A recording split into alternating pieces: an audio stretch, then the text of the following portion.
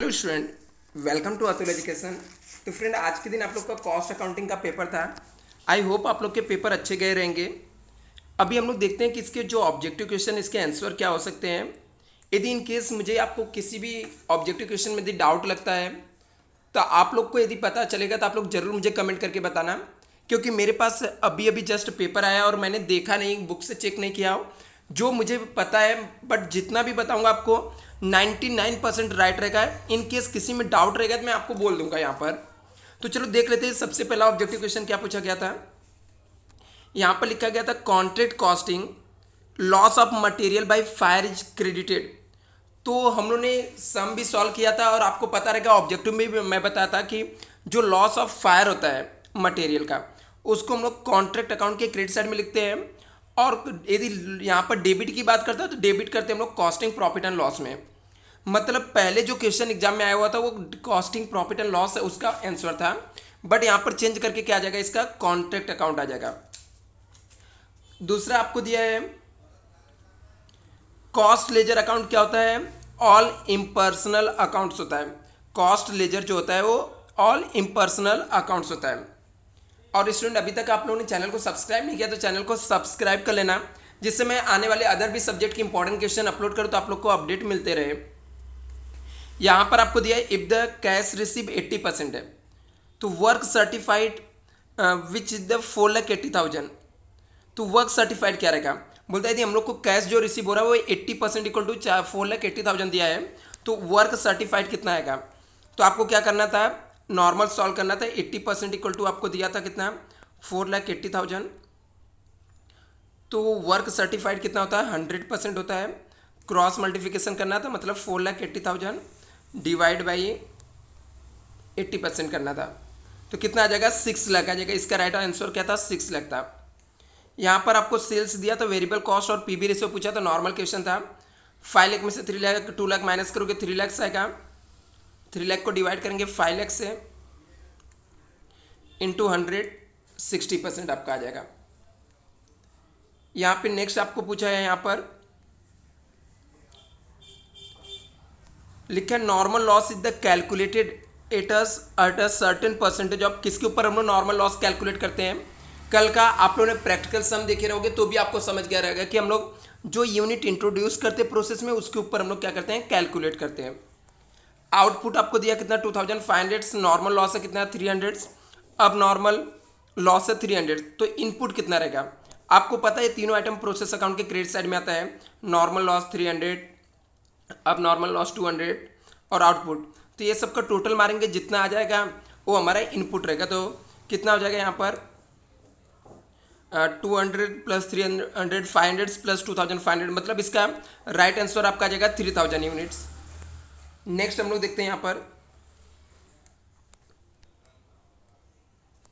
लिखा है the standard cost labour का 96,000 है और एक्चुअल कॉस्ट कितना, 97,800 है। तो क्या आएगा, लेबर कॉस्ट वेरिएंसेस क्या आएगा? तो सिंपल सी बात है, एक्चुअल कॉस्ट ज़्यादा है तो एडवर्स आ जाएगा, 1,800 किस में आ जाएगा, एडवर्स में आ जाएगा। Process costing is applicable. तो प्रोसेस कॉस्टिंग किसके लिए अप्लीकेबल है यहाँ पर? तो पेपर इंडस्ट्री के लिए प्रोसेस कॉस्टिंग क्या होता है, अप्लीकेबल होता है। यहाँ पे लिखा है store ledger control account include. तो स्टॉक लेजर कंट्रोल अकाउंट के अंदर क्या इंक्लूड रहता है, all the purchase material for store के लिए जो मटेरियल खरीदते हैं वो इंक्लूड होता है। नेक्स्ट यहाँ पे लिखा है कि the an activity which is the grant generated cost is, cost drive होता है उसे हम लोग बोलते हैं।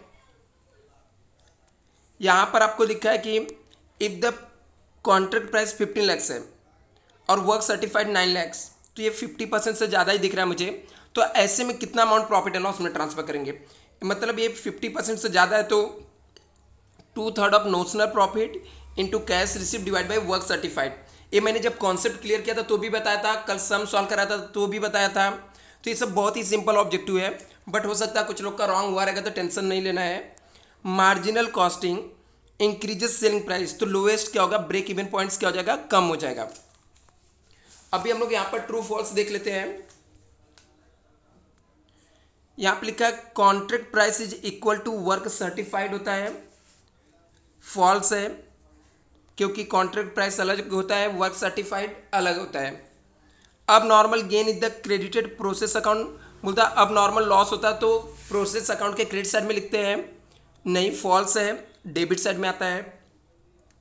Margin of safety is a excess of break even sales are actual sales, ये फॉल्स है, बट इसके ऊपर आप लोग एक बार देख लेना यदि आपको कुछ इसमें डाउट रहेगा, फिलहाल मैं चेक नहीं किया हूँ, मुझे लगता है फॉल्स है।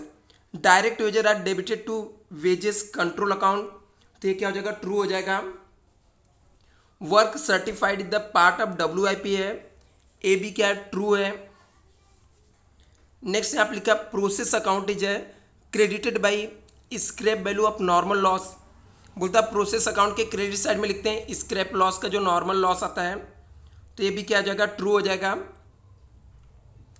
WIP ledger show the cost of goods unfinished, बोलता है WIP जो लेजर होता है शो करता है कॉस्ट ऑफ गुड्स अनफिनिश्ड, ये भी ट्रू है।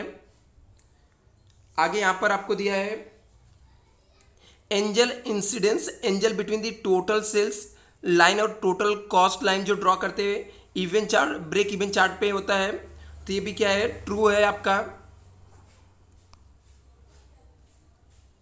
नेक्स्ट यहाँ पे पूछा है target costing useful activity are eliminated, ये भी आपका ट्रू है। आगे लिखा variances analysis the difference between standard cost and actual cost, ये भी ट्रू है। Idle time variances is always adverse होता है, ये भी ट्रू है। Non integrated accounting called is the interlock accounting, ये भी ट्रू है।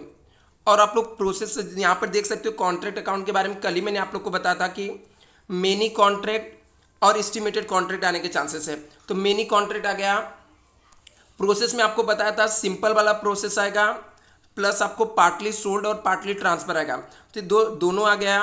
और मार्जिनल कॉस्टिंग में मैं आपको बताया था कि 2 इयर्स का जो डेटा रहता है वो करके जाना, और वो भी आ गया था। मतलब पेपर जो मैंने बताया था एग्जैक्ट वही आया है।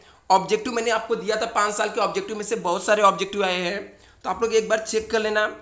इन केस आपको कहीं डाउट रहेगा, किसी में आपको डाउट रहेगा तो आप लोग मुझे कमेंट करके बता देना।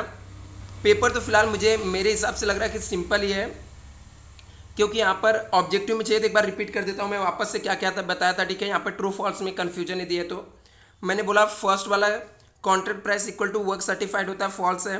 अब नॉर्मल गेन को क्रेडिट कर साइड में लिखते हैं प्रोसेस के, फॉल्स है। Margin of safety the excess of break even sales होता है, ये भी मुझे फॉल्स लग रहा है, ये ट्रू है। Work certified part of WIP, ये ट्रू है। Process account is the credited by scrap value, true है। WIP ledger show the cost of goods unfinished, true है। एंजल ट्रू है, एच वाला भी ट्रू है। इसके अलावा टारगेटेड कॉस्टिंग भी ट्रू है, वेरिएंस एनालिसिस भी ट्रू है, आइडल टाइम भी वेरिएंसेस ये भी ट्रू है, और लास्ट वाला भी ट्रू है। Thank you so much student, channel को सब्सक्राइब कर लेना।